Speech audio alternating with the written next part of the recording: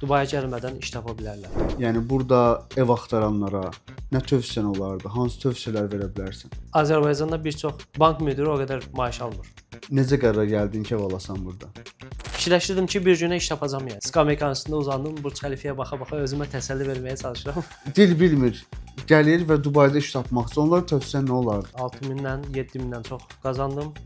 Dedim ki, ev yoxdur da, bu gün iş tapmasam da sabah tapacağam. $20,000 burada pul qazanandan sonra Etibar, sonda 30 saniyə zamanın var və gənclərə nə deyə bilərsən burada? Hər kəsə salam, kanalıma xoş gəlmisiniz. Bugünkü podkastımızın qonağı 7 ildir Dubayda yaşayan, ilk gəldiyi günlərdə Skameykada gecələyən və bunun hekayəsi var arxasında, onu da öz dilindən eşidəcəyik. $500 Dubaya gələn və lakin Dubaydakı fürsəti görən və cəsarətli addımlar atan, hal-hazırda isə Azərbaycan manatı ilə milyonluq qazanca sahib olan Etibardır. Etibar, xoş gəlmisən. xoş gördük Salih. Dəvətin üçün təşəkkür edirəm. Sən dediyin kimi adım Etibardır. 7 il bundan öncə Dubaya gəlmişəm. Hal-hazırda öz qurduğum işlər və yeni proyektlər üzərində çalışıram. Etibar, zəhmət olmasa bizə Dubaya gəlmə hekayəni danış. Dubaya gəlmədən öncə İstanbulda yaşayırdım mən. Yəni İstanbulda TL'nin dollar qarşılığında dəyərini itirməsi məni düşündürdü ki, və orada yaşamadan öncə də Dubaya bir-iki dəfə bu telefon biznesi ilə məşğul olan dostlarla gəlib getmişdim Dubaya. Dubay məni çox cəlb eləmişdi, belə deyim. Sıfırdan böyük bir şəhər yaradıblar və maraqlı idi mənim üçün. Və qərar aldım ki, Dubaya gəlməliyəm, daşınmalıyam bura. Burada iş tapmalıyam sıfırdan. Çünki həmin vaxtlar dil də bilmirdim və burada yaşamalıyam. Və həmin vaxtlar Bakıya gəldim və Bakıdan Dubaya qayıtdım. Gəldim Dubaya, amma düşünürdüm ki, hər şey asan olacaq. İstanbulda yaşayırdın, Azərbaycana getdin, sonra Dubaya gəlməyə qərar verdin. Azərbaycana getdim və oradan Dubaya gəldim və gəlmədən öncə düşünürdüm ki, çox asan olacaq. Fikirləşirdim ki, burada da türk restoranları var, ya da türk obyektləri var, şirkətlər var. İngiliscəsini bilməsəm də gəlib bir türk obyekt tapacağam və orada başlayacağam. Fikirləşirdim ki, gəldiyim gün iş tapacağam və iş tapdığım yerdə mənə yer verəcək, qalmağa yer verəcək, hər şeyi onlar təşkil edəcək və belə davam edəcək. Bura gəldiyim ilk gün gördüm ki, yox, heç də belə asan deyilmiş. Çünki hətta gələndə üstümdə pul da götürməmişdim, belə deyim. İstanbuldan Bakıya qayıtdığım zaman hardasa bir $15,000 arası pulumu banka bir illik depozito qoymuşdum. Üstümdə hardasa $500 ya da $800 pulla gəlmişdim bura. Təbii ki, $15,000 o qoyanda düşünürdün ki, təzədən gedəcəksən İstanbula, yenidən davam eləyəcəksən. Amma ora gedəndə artıq aeroportda hər hansı bir problem yaşandı. İstanbula əslində qayıtdım mən, qayıdırdım İstanbula. Çünki Dubaya gəldim mən, ilk növbədə gəldim və gördüm ki, birinci bura isti şəhərdir, ikinci də ki, dil bilmirəm və hətta o vaxtda Dubayın mərkəzinə gəlməmişdim mən. Deyra tərəfdə olmuşdum. Həmin vaxtı dedim ki, ən yaxşısı Dubaya, İstanbulda işim var. Onsuz da qayıdıb orada işləyə bilərəm. Ona görə qayıtdım Bakıya, Bakıdan bilet aldım. Pulumu hamısını banka qoydum, $15,000 və oradan qayıtdım İstanbula. İstanbula qayıdanda o zaman Atatürk hava limanı idi. Orada deport elədilər məni. Dedilər ki, sən giriş eləyə bilməzsən, çünki ilk dəfə İstanbula gəldiyin zaman oturma izni almamısan. Artıq sonra Dubaya gəlmə məcburiyyətində qaldın. O zaman Bakıya həmin getdiyim təyyarə ilə Bakıya qayıtdım. Bakıya qayıdanda artıq fikirləşdim ki, yox, bu dəfə Dubaya getməliyəm və iş tapmalıyam yəni. Məcbur iş tapmalıyam yəni. İş tapma prosesi necə oldu? İlk günlər necə oldu bu? Və həmin vaxtı zəng elədim, Bibi oğluma zəng elədim. Dedim ki, nə qədər səndə pul var? Səhv eləmirəmsə $800. $800 göndərdi mənə. Öz pulumu qoymuşdum banka. Onu dəymək istəmədim, çünki orada bir illik müqavilə imzalamışdım. Dubay haqqında iki şeyi dəqiq bilirdim. Birinci bilirdim ki, isti yerdir, orada mənə heç bir şey olmaz. İkinci də bilirdim ki, burada türk obyektlər var, türk restoranlar var. İngiliscəsini bilməsəm də o həmin obyektlərdən, şirkətlərdən birində insanlar tapa bilərəm, əlaqələr qura bilərəm və iş tapa bilərəm. Hətta fikirləşirdim ki, bir günə iş tapacağam yəni. Çünki İstanbulda bu proses çox asandır. Gedirsən hər hansı bir restorana. Ay sağ ol, gəlirsən, abi eleman lazımmı deyirsən və baxırlar ki, işləmək istəyirsən, sənə köməklik edirlər. Və bura gələndə də bir neçə də mən türk restoranının adını tapmışdım, maraqlanmışdım, onların adını tapmışdım. Hətta hava limanından düşdüm, çəmədanım əlimdə, gəldim ki, Dubai Mall-a. Sən də bilirsən orada bir iki dənə restoran var. Mhm. İlk növbədə getdim ora. Orada bir türk baxdım ki, resepsiyon falan hamısı ingilis dilində danışır. Bir türk qarson tapdım. Onunla əlaqə qurmağa çalışdım. O da baxdım çox iş vaxtında getmişdim. Onların da başı çox qarışıq idi və heç cavab verə bilmirdi və dedi ki, bizdə dedi vakansiya yoxdur, dedi sən o qarşıda Bosporus var dedi. Ora get dedi. Onlar dedi iş axtararlar dedi. Bu Dubai Mall-un içində olan restoranlardır. Ora Bəli, yaxınlaşmısan. bəli, Dubai Mall-un içində.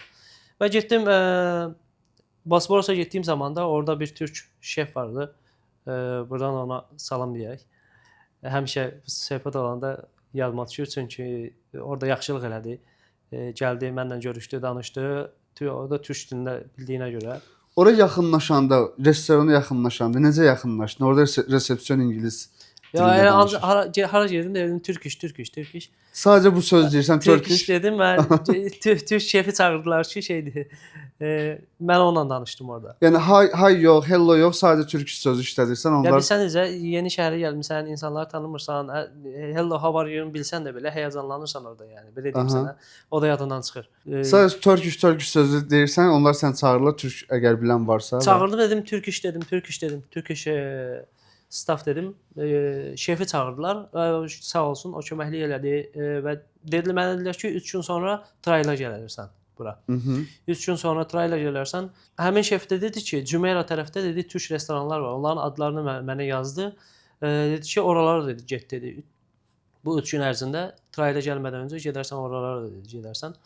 Və o araşdırdım, baxdım ki, ora necə hansı avtobusla gedə bilərəm. Getdim onlara da getdim. Cümeyra tərəfdə bir neçə türk restoranına getdim və gördüm ki, o tərəflərdə elə bir ki, adam azdır, yəni seyrəklikdir, başa düşürsən? Yəni həm də oralara getdiyim zaman hiss elədim ki, dedim yox, buralar mənlik deyil. Mən elə gedim Dubai Mall tərəfə gedim. Çünki ora elə bir ki, biraz qalabalıq idi. Sıxlıq, turistlər. Sıxlıq idi. İnsan çoxdur. Dedim mən nə tapsam orada tapacağam. Mhm. Və qayıtdım, Dubai Mall tərəfə qayıtdım. Artıq axşam olmuşdu, gecə olmuşdu. Restoranlar bağlanırdı və insanlar evə gedirdi. Fountain ətrafı artıq boşalırdı. Normalda gəldiyim zaman fikirləşirdim ki, həmin gün iş tapacağam, heç yer belə ayarlamamışdım. Qalacaq yerin yoxdur. Qalacaq yerim də yoxdur yəni. Aha. Bilmirəm ki, harda qalacağam. Nəysə gəldim, skameykanın üstündə uzandım, Burj Xəlifəyə baxa-baxa özümə təsəlli verməyə çalışıram. Deyirəm ki, ev yoxdur da, bu gün iş tapmasam da sabah tapacağam. Amma heç bilmirəm sabah da necə olacaq. Araşdırdım ki, baxım görüm otellər falan, baxdım otellər də bahadır, çox bahadır otellər də. Günü $100 dedim. Üstümdə də az pul var dedim. Onsuz da deyirəm otellərdə 2-3 gün oteldə qalsam bu pul da qutaracaq. Bir də gərək zəng eləyəsən ki, mənə bilet alın qayıdıram. Elədir. Ən azından dedim, o pulu xərcləmək istəmirdim ki, Düz. dedim iş tapmasam ən azından bilet falan alım, çıxım gedim də. Gedim Bakıdakı pulu bankdan götürüm. Ondan sonra nəsə bir iş Bu görürəm. dövrdə kiməsə, yəni Dubaidə yaşayan Azərbaycanlı olan kiməsə müraciət eləmişdinmi? Mənə qalmağa ev və yaxud da Yox, kiməsə. heç kimə. Sadəcə Çünki özün belə gəlmisən. fikirləşirdim ki, deyirdim ki, mən bir dənə kontakt tapacağam orada ilk gün, oradan irəliləyəcəm yəni. Heç kimə kömək istəmirsən. Heç kimə kömək Özün tək gəlirsən, özün axtarırsan, ingilis dili yox, heç bir şey. Eynən. Və ilk gün elə keçdi. İkinci gündən başladım digər obyektləri axtarmağa, tapmağa. Onlara da hamısına gedirəm, başvururam. Baxıram ki, yox alınmır. Burada sistem fərqlidir. Artıq ikinci gündür. Artıq ikinci gündür, bəli. Burada CV istəyirlər. Triala getməlisən. Trialda 3 gün triala getməlisən hansısa bir obyektlərə. Ondan sonra trialdan sonra hələ sənə xəbər verirlər işə alınıb alınmayacağını. Mhm. Qismət oldu ki, Bosporusda 1800 dirhəmə işə başladım bir neçə gün sonra. O şəkildə başladı. Dubai hekayəsi o şəkildə başladı və bir neçə ay, hardasa 6-7 ay 1800 dirhəmə çalışdım Bosporusda. Deməli bu 1800 dirhəmlik maaşı necə idarə edirdin? Onlar qalmağa yer verirdilərmi, yemək verirdilərmi? Həmin vaxtda onsuz da orada 1800 dirhəmə işə başlayanda mən qərar vermişdim ki, burada onu öyrənmişdim ki, orada da türk dilini bilən özbeşlər vardı. Onlarla danışırdım, məlumat alırdım. Burada qaydalar necədir, işçi qaydaları necədir. Oradan öyrənmişdim ki, ən azından bir yerdə işə başladığın zaman orada şirkət sənə bütün dokument işlərini gördüyünə görə ən azından bir 6 ay işləməli olursan orada. Viza, bəli. Əgər orada 6 ay işləməsən deyəlim ki, şirkət sənə Dubaya girişinə ban qoya bilər. Ona görə fikirləşirdim ki, həmin vaxtı 6 ayımı bura satmalıyam yəni. Az maaş olsa da. Az maaş olsa da və bunun qarşılığında da mən nə öyrənəcəm? Dubai təcrübəsi öyrənəcəm və Dubayı tanıyacağam, ingiliscəsini öyrənməyə çalışacağam, əlaqələr quracağam və 6 ay sonra mütləq şəkildə bilirdim ki, oradan çıxacağam. Amma ilk yəni mütləq şəkildə. İlk ora işə başladığım gün bilirdim ki, elə qaydaları öyrənəndən sonra bilirdim ki, 6 ay sonra ya buradan çıxıb Bakıya qayıdacağam ya da ki, çıxıb burada bir dəyişim edəcəm. 6 ay orada işlədin. Bu 1800 dirhəmi 1800 dirhəmi necə yəni idarə eləyirdin, necə kontrol eləyirdin? 1800 dirhəmi həmin vaxtı belə deyim sənə, insanın qazanmaq istədiyi şeylər bir şeylərin belə deyim sənə üstünü bağlayır yəni belə deyim. Və həmin vaxtı demək olar ki, heç bir şey eləmirdim. İşə gedirdim, işdən gəlirdim, idmana gedirdim. Dubai Mall metrosunun yanında idman zalı var idi. Oradasa hardasa 200 dirhəm, 250 dirhəm ora idman zalına yazılmışdım. İdmana gedirdim. Özümə oradan motivasiya verirdim. O şəkildə və həmin vaxtlar araşdırırdım. Dubayda hansı iş yerində daha çox qazanc var, harda özümü daha çox inkişaf elətdirə bilərəm. O şəkildə demək olar ki, və Dubayda da zaman tez keçir. Özün bilirsən. Yəni Yaxşı. gözünü açıb yumursan, biri baxırsan ki, 1 il getdi məsəl üçün. Evet. Həmin vaxtlar o şəkildə idarə elədim.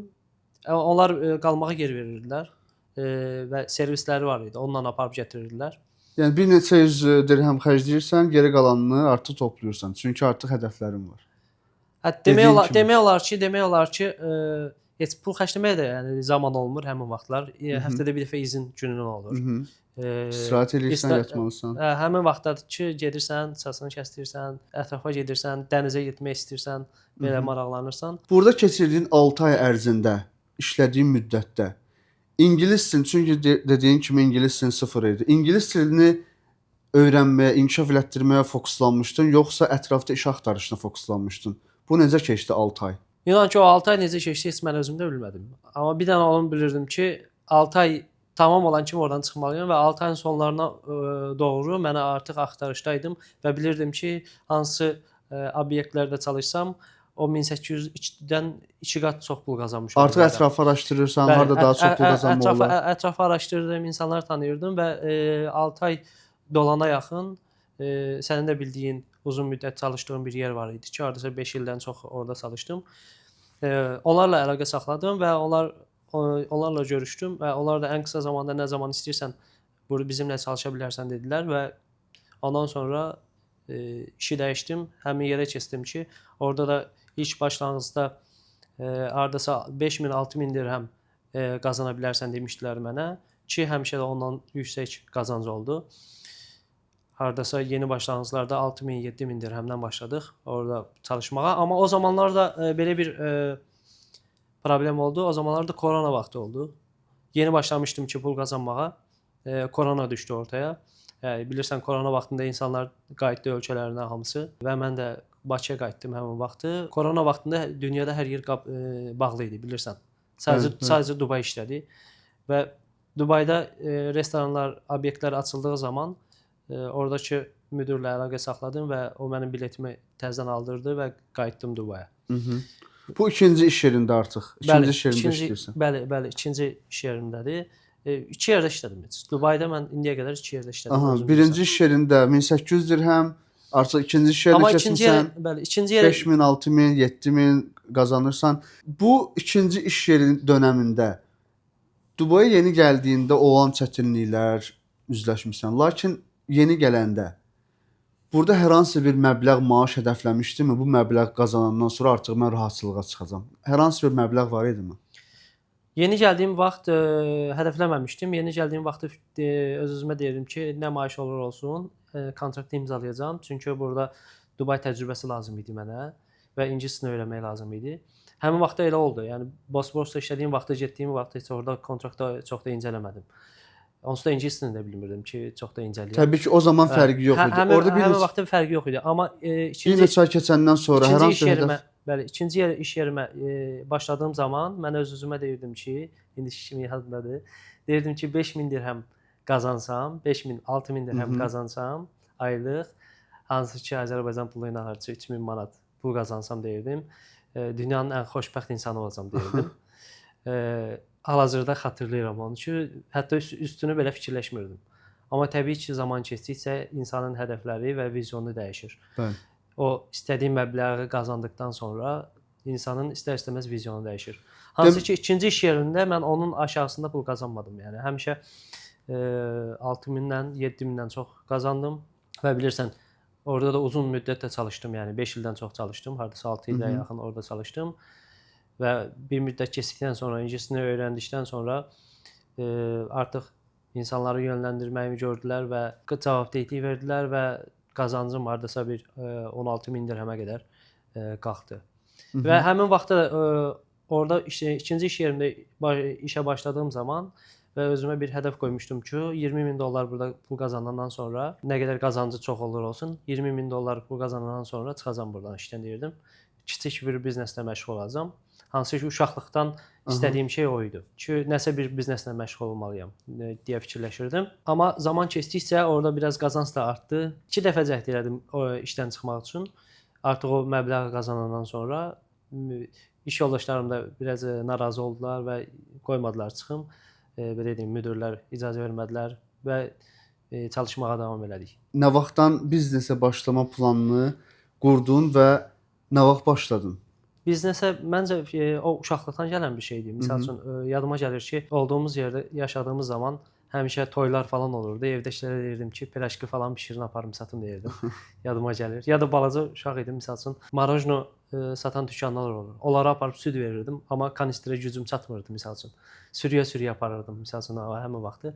Və burada da pul qazandığım zaman, həmin zaman işdən sonra hardasa 6-da saat 6-da işə gedirdik. Sən də bilirsən, 6-dan gecə saat 3-ə qədər işləyirdik. Və işdən gələndən sonra yata bilmirdim yəni. Pulum da var idi artıq. Fikirləşirdim ki, nəsə bir iş görməliyəm və ortaq tanıdığımız, sən də bilirsən, bir türk tanışımız var. Onunla həmişə oturduq balkonda çay qoyurduq, oturduq balkonda danışırdıq. Və o zamanlar mənim gözümə kəsdirdiyim bir biznes var idi. Hansı ki, düşünürdüm ki, oradan pul qazana bilərəm və cibimdə olan məbləğ də ona şərait yaradırdı başlamağım üçün. Amma təbii ki, risk almaq asan deyil yəni.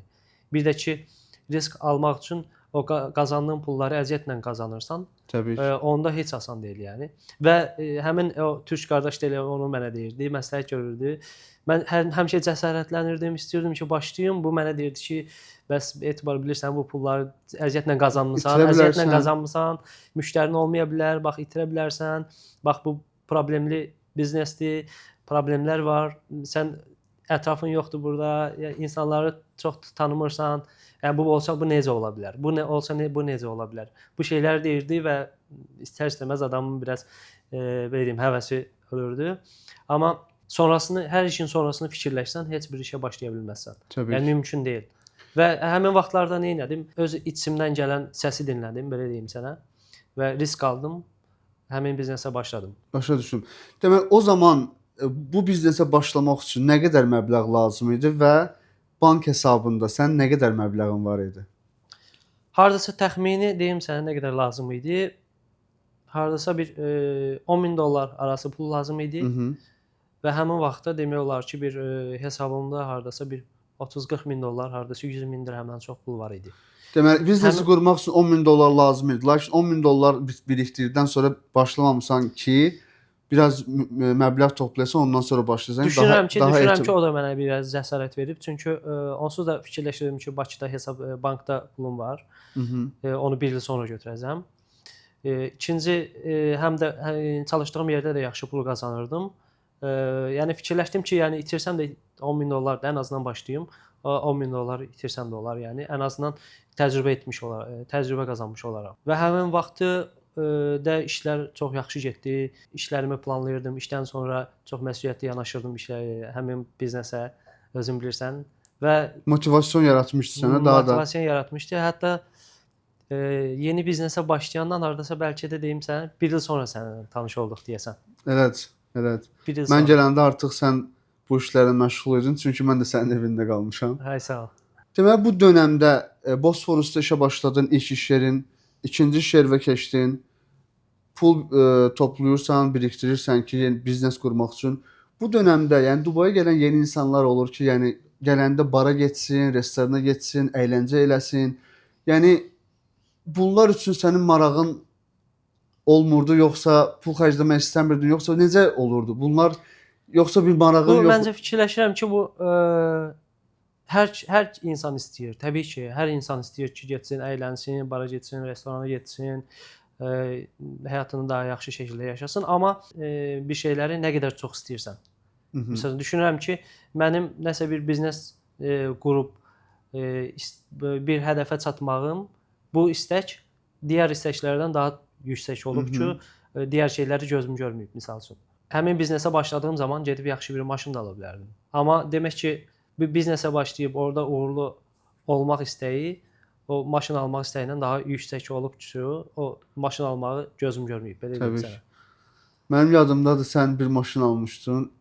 Deməli Mercedes 2005-ci il hardasa 10.000 12.000 dirhəm arası. Evet. Hətta mən videosunu çəkmişdim. TikTokda 1 milyon izlənmə olmuşdu. Hə, misal üçün o maşını mən ev alandan sonra almışdım. İlk ev alandan sonra o maşını almışdım. Sürüm yolları tanıyım. Deməli hal-hazırda o zaman işləyirdin restoranda və ikinci biznesi də başlamışdın, yəni öz biznesə başladın. Bu iki işi necə idarə edirdin? Necə keçirdin? Necə kontrol edirdin? Çünki burada artıq sən evlər kirayə verirsən, bir çox insanlarla əlaqə qurursan, onların problemləri olur. Bunları necə idarə edirdin? Necə kontrol edirdin bunu? Necə idarə edirdim? Bilirsən, iş saatımız onsuz da bəlli idi. Saat 6-da işə gedirdim, gecə saat 3-də işə gəlirdim və digər işlərin hamısını özüm etdiyimə görə bunların hamısını planlayırdım. Köməkçin var idi o zamanlar? Yox, heç kim yox idi. Sadəcə özün. Tək başına edirdim hamısını. Sadəcə bilirdim ki, saat 6-dan 3-ə işdə olacağam. Ona görə həmin zamana heç bir önəmli iş salmırdım. 6-dan 3-ə qədər işdə olurdum və bir çox işlərimi 3-dən sonra görürdüm, demək olar ki, sən də görürdün. Bəzi işlərimi işə getmədən öncə həll edirdim. Mən bildiyim qədərilə Dubayda bir neçə dənə mənzil sahibisən və ilk mənzili almaq fikri necə formalaşdı səndə? Artıq təbii ki, ev işləri görürdün. Burada mənzil sahibi olmaq fikri nə vaxt formalaşdı və necə qərara gəldin ki, ev alasan burada? Pul qazandığın zaman həmişə bunu bilirdim ki, yatırım etmək də çox önəmlidir.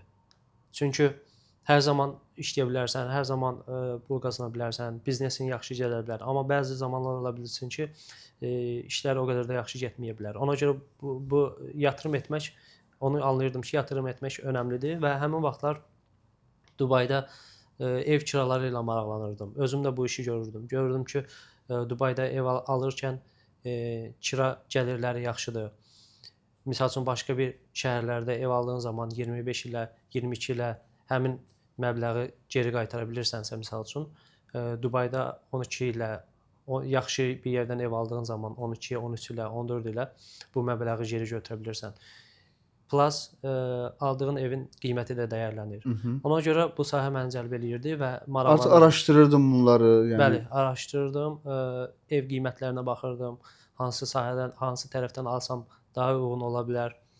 Bunları detallı şəkildə araşdırırdım və ilk aldığım evdə yaxşı oldu ki, hardasa il yarım keçəndən sonra %40 dəyərləndi demək olar ki, qiyməti. Demək, ilk evini o işə başladıqdan sonra nə qədər müddət sonra ala bildin? Qərar verdin artıq ki, almalıyam burada. Bəli, demək olar ki, il yarım sonra. Artıq ev biznesinə başlayandan sonra qərar verdin ki, burada mənim şəxsi evim olmalıdır. Hardasa il yarım bəlkə 2 il sonra ilk evi almışdım. Dediyin kimi bir il yarım ərzində müəyyən 30-35% yüksəldi. Necə seçdin bu lokasyonu? Necə, yəni sənə kömək edən oldumu, yoxsa özün mü araşdırırdın bunları? Yox, özüm araşdırırdım. Çünki özüm gedib evlərə baxırdım. Bütün agentalarla gedib evlərə baxırdım, amma gün sonunda hamısını özüm araşdırırdım. Özüm baxırdım. Həmin binadakı ev kirayə qiymətlərinə baxırdım. Evin qiymətinə, mənə deyilən evin qiymətinə baxırdım və müqayisə edirdim. Neçə ilə bunu çıxartmaq olar? Həmin evin qiymətini, o evə yatırdığın pulu neçə ilə çıxarda bilərsən? Həmişə mən onu anladım ki, ev aldığın zaman həmin zaman tələsməməlisən. Seçib ən yaxşısını almalısan. Yəni ən olan seçimlərin içindən ən yaxşısını seçməlisən. Və həmin zaman da tələsmədim, yəni. Ən son zamanda GVC-dən, ilk evi GVC-dən aldım. Səndən də getmişdik deyəsən ora. 37-ci mərtəbədə. və il yarım keçsəndən sonra hardasa qiyməti %40 dəyərləndi. Kira gəlirindən başqa. Dubayda əmlak bazarına yatırım etmək istəyənlərə, yəni burada ev axtaranlara nə tövsiyen olardı? Hansı tövsiyələr verə bilərsən? Öz təcrübələrimdən Dubayda əmlak bazarına yatırım etmək məncə düzgün bir seçimdir. Çünki özün görürsən ki, nə qədər inkişaf eləyir və nə qədər böyük brend maşın firmaları belə burada evlər tikir, binalar tikir. Yəni bu ilk dəfə dünyada Dubayda olur. Məsəl üçün Mercedes olsun, Bugatti olsun. İlk dəfə Dubayda yəni bu adamlar bina tikirlər. Collaboration edirlər Bəli. və binalar. Binalar tikirlər və düşünürəm ki, ağıllı bir seçimdir. Sadəcə olaraq Dubayda ev aldıqları zaman yaxşı bir araşdırma etməlidirlər. Lokasyonu yaxşı seçməlidirlər. Həmin lokasyonda olacaq planları, dövlətin planlarını yaxşı araşdırmalıdırlar. İlk növbədə tələsməməlidirlər. Yəni ev alırsansa tələsmə. Həmin binada belə bütün o binanın o binada olan evlərin proyektlərini tanımalıdırlar. Çünki adi elə olur ki, məsəl üçün həmin binadan ev alacaqsan, location'ı seçmisən, amma həmin binada 2 addım o tərəfdəki ev həmin alacağın evdən daha üstün olur. Bəli. Məsəl üçün ya görüntüsü ilə üstün olur, ya evin birinin balkonu olur, birinin balkonu olmur məsəl üçün. Yaxşı araşdırma etdikdən sonra düşünürəm ki, ev almaq Dubayda düzgündür. Hansı əmlakçılarla belə deyək, işləmələr daha yaxşıdır? Xarici yoxsa Azərbaycan? Azərbaycanlılar izləyirlər bizi. Kim olur olsun, yenə də ən sonunda özləri oturub həmin onlara olan təklifləri, özləri araşdırmaqları mən məsləhət görürəm. Yəni fərqi yoxdur, qarşılarına kim çıxır çıxsın. Yəni təbii ki, onlar əlində olan evi satmaq üçün tərifləyəcəklər. Amma bir də var ki, ən sonunda özün analiz edə biləsən yəni. Özün analiz həmin binanın araşdırmaq, analiz etmək çox asandır əslində. Çünki internetdə hər şey var məsəl üçün. Həmin sənə təklif olunan binada həmin məsəl üçün deyəlim ki, studiodursa, deyəlim ki, 1+1-dirsə ya 2+1-dirsə, həmin mənzilin kira gəlirlərinə sən çox asan şəkildə baxa bilərsən. Yatırdığın investisiyanın qazancı illik %10, bu çox yüksək bir məbləğdir məsəl üçün. Yüksək %8-dən yuxarı, %8-dən yuxarı yaxşı sayılır, düzgün seçim sayılır. Bunu da hesablamaq çox asandır əslində.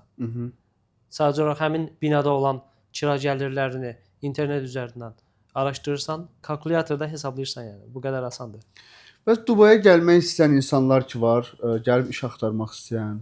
Necə ki biz gəlmişik, sıfırın altında gəlmişik. Mən də həmçinin. Onlara nə məsləhət verə bilərsən? 3 ən önəmli məsləhətin nə olardı onlara? Sıfırın altında, sənin kimi dil bilmir, gəlir və Dubayda iş tapmaq üçün onlara tövsiyen nə olardı? Nə etməlidirlər ilk öncə? Düşünürəm ki, ilk növbədə bir kəşf xarakterli bir 2 günlük, 3 günlük gələ bilərlər, gəzmək üçün gələ bilərlər. Və həmin gəldikləri zamanda otellərdə deyil, hosteldə qalaraq məsəl üçün insanlarla tanış ola bilərlər, əlaqələr qura bilərlər. Məsəl üçün keçən dəfə bir tanış vardı, gəlmişdi gəzmək üçün, telefon alıb gedəcəkdi. Və burada əlaqələr qurmuşdu mənim kirayə verdiyim evlərdə və sonra mənə zəng elədi ki, mən Dubaya gəlirəm. Oradakı türk şef ona iş təklif edib. Çünki buradakı çalışan insanlarla əlaqə qurmaq çox böyük bir avantajdır. Çünki həmin insanlar bilirlər ki, hansı obyektdə nə zaman vakansiya olur. Bunları bilirlər və deyəlim ki, Bakıya qayıdaraq da iş tapa bilərsən. Bakıda olaraq buradakı çalışan insanlarla əlaqədə olaraq bilə bilərsən ki, hansı restoranda misal üçün vakansiya olacaqdır. Həmin yerə CV-ni göstərə bilərsən, onlayn şəkildə intervyu edə bilərsən. Məncə düşünürəm ki, bu şəkildə daha asan olar. Dubaya gəlmədən iş tapa bilərlər. İkinci bir tərəfdən də burada gəldikdən sonra, burada hansısa bir iş yerinə başladıqdan sonra öz üzərlərində dəyişimlər edə bilərlər. Misal üçün, keçən dəfə bir söhbət oldu, orada da mən sənə misal çəkdim. Bir türk qardaş var, deyir ki, abi, bu 3-cü dəfədə iş dəyişir burada. Keçən dəfə mənə dedi ki, abi, bəs işimi dəyişəcəm. Yaxşı bir yerdə də işə başlayıbdı Dubai Mallda. Dedi ki, abi işimi dəyişəcəm. Dedim, abi qardaşım, bəs nə oldu da? Hər 4 aydan bir, 5 aydan bir sən işini dəyişirsən də. Məsələ nədir? Bir zamandan sonra anlamalısan ki, fərq yoxdur. İstəyir Dubayda olsun, istəyir Bakıda olsun, istəyir İstanbulda olsun. Bir müddətdən sonra bəzi şeyləri öz üzərində dəyişməsən, heç vaxt digər etaba sən addım ata bilməyəcəksən. Təbii ki. Heç bir zaman. Misal üçün orada səni misal çəkdim. Çünki yadıma gəlir, misal üçün sən mənim evimdə qaldığın zaman 3-də işdən gələndən sonra gedib ev işlərini görürdüm. Misal üçün onu müştəri gəlib, ödəmə var, onu al. Yeni müştəri var, nəsə bir problem var, onu həll elə. Həmin vaxtı görürdüm, misal üçün sən dəftəri qoyurdun qabağına, səhərə qədər yazırdın. Yadıma gəlir, misal üçün vayinları yazırdın, nə bilim, şərabları yazırdın. Hansı üzümlərdən hansı vayinlar hazırlanır. Hətta yadıma gəlirsə evi doldurmuşdum butulkalarla, boş butulkalar gətirmişdim. Boş butulkalarla, yaxşı, bahalı vayinların butulkalarını gətirib doldurmuşdum. Mətbəxdə yeri yox idi. Həmin vaxt həmin uşağa sənə misal çəkdim. Misal üçün sən də Dubaya gələndə 2500 dirhəmə CZN restoranda başlamışdın. Evet. Yəni yadıma gəlir. Və hal-hazırda da bilirəm ki, sənin misal üçün basic maaşını şəxsən mən bilirəm. Azərbaycanda bir çox bank müdiri o qədər maaş almır. Amma halbuki bura gələndə misal üçün 2500 dirhəmdən başlamışdın. Misal orada sənə misal çəkdim ki, çünki həmin vaxtı yadıma gəlir ki, mən gedirdim, üstə gəlirdim işdən, gedirdim işlərimi həll etməyə, səhər saat 7-də qayıdırdım evə, baxırdım ki, hələ də sən yazırsan orada. Həmin vaxt sənə deməsəm də mən özümə deyirdim ki, inşallah bir gün bu uşaq bunun nəticəsinin bəhrəsini görəcəkdir. Əziyyətin bəhrəsini görəcəkdir. Təbii ki. Ya bura gəldikdən də sonra özlərini inkişaf elətdirə bilərlər. Ya ingiliscəsini öyrənə bilərlər, ya da ki, hansısa bir məslək, digər bir məslək xoşlarına gələn, misal üçün sən vayinlardan, içkilərdən xoşun gəlirdi. Özündə bir dəyişim elədin. Halbuki Dubaya gəlməmişdən qabaq mən bilən Dubaya gəlməmişdən qabaq heç bir bilgin yox idi. Misal üçün sommelier nə deməkdir? Təbii ki. Özlərini inkişaf elətdirə bilərlər, özlərinə hədəf qoya bilərlər. Yəni bir dəyişim edə bilərlər. Etibar, sonda 30 saniyə zamanın var və gənclərə nə deyə bilərsən buradan? Gənclərə onu deyə bilərəm ki,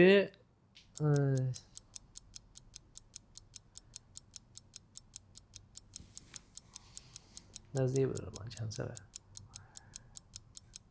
Balaca şeylərdən də olsa xoşbəxtliklərini tapsınlar da, yəni. Burasını boş ver getsin. Bu belə də gedəcək şey. Hayır, orasını boş ver getsin. Orasını qoyma da, bundan danışmadım. Tamam. Koyacağız sadece. Yo, orasını qoyma orasını. Etibar, təşəkkür edirəm. Həqiqətən dəyərli məlumatlar verdin. Mən səni dediyin kimi bura sən gəldiyindən 3 il sonra tanımışam və o zamanlar sən görürdün bu işləri artıq. Həqiqətən sənin bu səbr və bu belə deyək işində kontrol var. Mən heyran idim və hal-hazırda da elədi.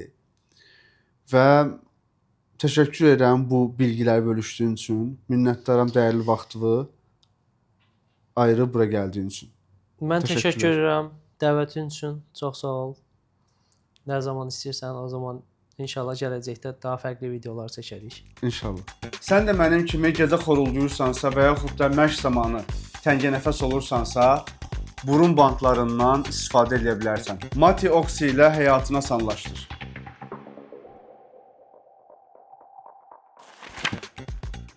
Və sonda unutmayın, heç kim zirvəyə doğulmur.